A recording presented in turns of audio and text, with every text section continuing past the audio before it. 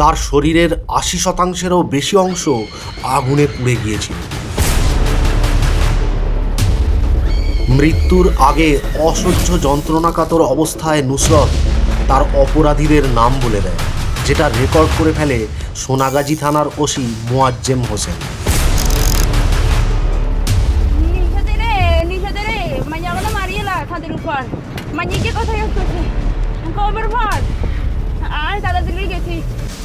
তখন নুসরতের বয়স ছিল মাত্র ১৯ বছর।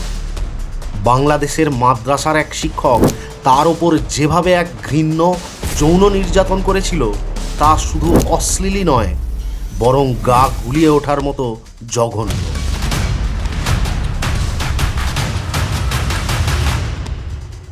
সেই কুরুচিকর বিকৃত যৌনাচারের প্রতিবাদ জানিয়ে নুসরত অভিযোগ দায়ের করলে তাকে অভিযোগ প্রত্যাহার করার জন্য হুমকি দেওয়া হয়। কিন্তু অভিযোগ প্রত্যাহার করতে অস্বীকার করলে তাকে মাদ্রাসায় ডেকে নিয়ে গিয়ে তার গায়ে কেরোসিন তেল ঢেলে আগুন লাগিয়ে দেয় নৃশংস সেই ধর্মগুরু। জেলে বসে ফেনীর মাদ্রাসার শিক্ষার্থী নুসরাত জাহান রাফিকে হত্যার নির্দেশ দেওয়ার কথা স্বীকার করে আদালতে জবানবন্দি দিয়েছেন মামলার প্রধান আসামি অধ্যক্ষ সিরাজউদ্দৌলা। অগ্নিদগ্ধ অবস্থায় হাসপাতালে 4 দিন অসহনীয় যন্ত্রণায় কাটানোর পর নুসরত জাহানের মৃত্যু হয়। সাথে সাথেই প্রতিবাদের আগুন ছড়িয়ে পড়ে গোটা দেশ জুড়ে। ফেনীতে মাদ্রাসা ছাত্রী নুসরাত হত্যা মামলার তদন্ত কর্মকর্তা Madrasa student Nusrat Jahan Rafi murder case today and all of them could be facing the death penalty.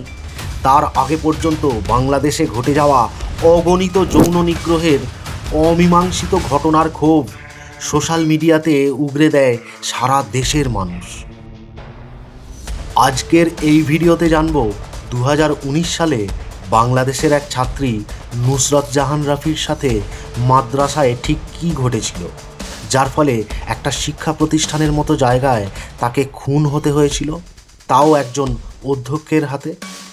এটা কি ছিল শুধুই একটা নিকৃষ্টতম পাশবিক অপরাধ, নাকি এর পিছনে লুকিয়েছিল কুসংস্কারাচ্ছন্ন ধর্মান্ধতা অথবা রাজনৈতিক চাপানুতোর? চলুন জেনে নেওয়া যাক। ঢাকা থেকে 160 কিলোমিটার দক্ষিণে ফেনী নামে একটা গ্রামের বাসিন্দা ছিল নুসরত জাহান রাফি। মেয়েটি স্থানীয় একটা মাদ্রাসায় পড়াশোনা করত। এ ঘটনাটি যখন ঘটে তখন নুসরত মাত্র 19 বছরের একজন ছাত্রী। মাদ্রাসার হেডমাস্টার বেশ কিছুদিন ধরেই তার অফিস ঘরে ডেকে নুসরতের শরীরের অস্বস্তিকর কিছু জায়গায় হাত দিত এবং তার বিকৃতকাম যৌন লালসা মেটানোর চেষ্টা করত।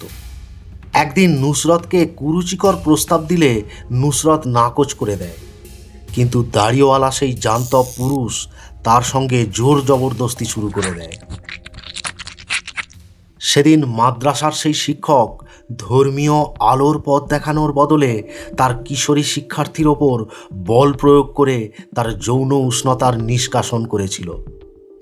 পবিত্র আয়াতের ব্যাখ্যা অনুবাদ করে তাকে শোনানোর বদলে সেই নিষ্পাপ ছাত্রীর কোমল শরীরের সমস্ত অঙ্গ প্রত্যঙ্গ ও বিভাজিকা জুড়ে তার শয়তানি হাতের সুকঠোর মুষ্টি দিয়ে বিষাক্ত সরীসৃপের মতো দংশন করেছিল। চরম সময়ে চিৎকার করে সেখান থেকে পালিয়ে যায় বিশ্বস্ত এবং বিধ্বস্ত যুবতী নুসরত।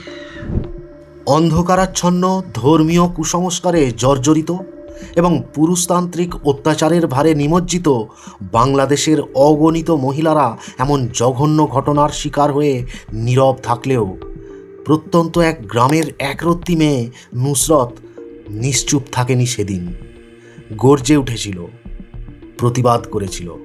2019 সালের 27শে মার্চ সে একটা অভিযোগ দায়ের করে, কিন্তু তার সেই অভিযোগ পরবর্তীকালে যে তার অকাল মৃত্যু ডেকে আনবে সেদিন সে ঘুণাক্ষরেও টের পায়নি।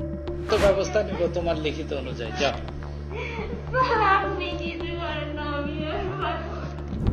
নুসরত তার মাদ্রাসার অধ্যক্ষ সিরাজউদ্দৌলার বিরুদ্ধে যৌন হয়রানির অভিযোগ দায়ের করে। ফলে তার ভিত্তিতে প্রৌঢ় সিরাজকে গ্রেপ্তার করে পুলিশ।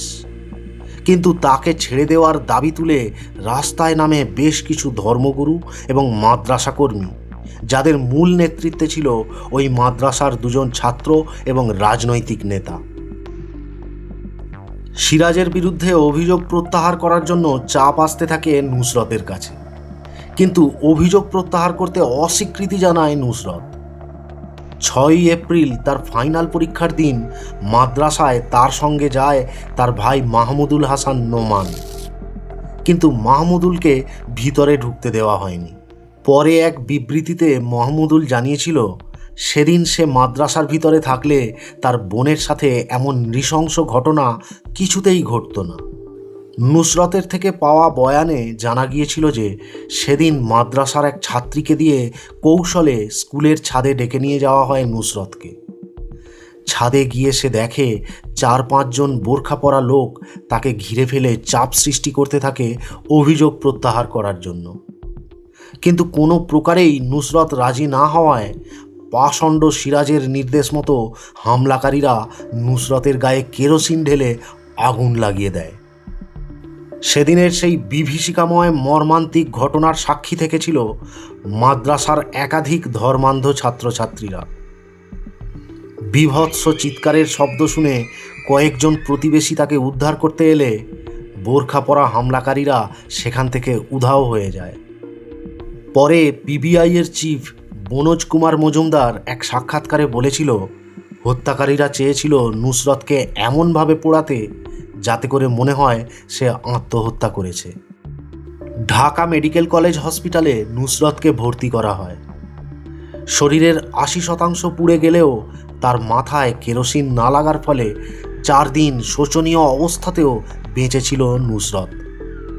সেই মর্মান্তিক পরিস্থিতিতে সে যখন বুঝতে পারছে যে তার মৃত্যু আসন্ন, তখন সে মৃত্যুশয্যাতেই ভয়াবহ ঘটনার বিবরণ দেয়, যেটা বাংলাদেশের ধর্মীয় কুসংস্কারের অন্ধকারে ডুবে থাকা এবং পুরুষ শাসিত সমাজের ভয়ে ভীত সমস্ত মহিলাদের স্তম্ভিত করেছিল।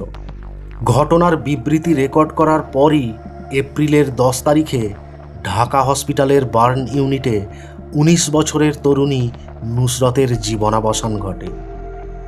তার মৃত্যু একটা স্ফুলিঙ্গের মতো কাজ করে, যা পরবর্তীকালে এক অগ্নিগর্ভ প্রতিবাদের জন্ম দেয় গোটা বাংলাদেশ জুড়ে।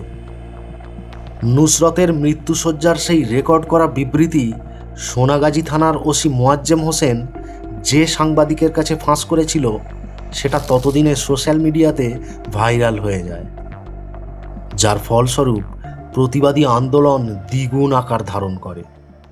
মোয়াজ্জেম হোসেনকে 8 বছরের কারাদণ্ড দেওয়া হয়। তৎকালীন প্রধানমন্ত্রী শেখ হাসিনা ঘোষণা করেন যে এই অপরাধের জন্য দায়ী ব্যক্তিদের সঠিক বিচার করা হবে। নুসরত হত্যাকাণ্ডের তদন্তে নামে পুলিশ ব্যুরো অফ ইনভেস্টিগেশন বা পিবিআই। তারা বলে 2 রাজনীতিবিদ সহ 16 জন এই হত্যার সাথে জড়িত আছে। সেই তালিকায় ছিল রুহুল আমিন নামের এক আওয়ামী লীগ নেতা। 2019-এর 24শে অক্টোবর ফেনীতে নারী ও শিশু নির্যাতন প্রতিরোধ ট্রাইব্যুনালে একটি ফাস্ট ট্র্যাক ট্রায়ালের পর দোষী সাব্যস্ত হওয়া মাদ্রাসা হেড সিরাজউদ্দৌলা এবং স্কুল প্রশাসনের প্রাক্তন সদস্য, শিক্ষক ও ছাত্রসহ 16 জনকে মৃত্যুদণ্ড দেওয়া হয়। নুসরত জাহানের চিৎকার কেবল সেই মাদ্রাসার ছাদেই প্রতিধ্বনিত হয়নি, পুরো জাতির বিবেককে নাড়া দিয়েছিল সেদিন। সে অন্যায়ের বিরুদ্ধে নির্ভীকভাবে দাঁড়িয়েছিল, তবুও তাকে চূড়ান্ত মূল্য দিতে হয়েছিল।